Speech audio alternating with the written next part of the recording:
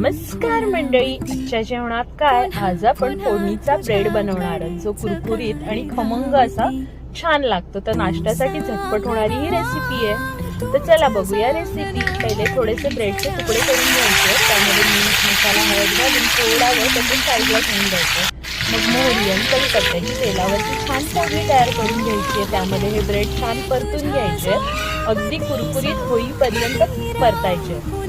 मग ही सर्व करायची डिश खूप छान लागते, नक्की ट्राय करून बघा। तर ह्यामागची छोटीशी आठवण शेअर करते।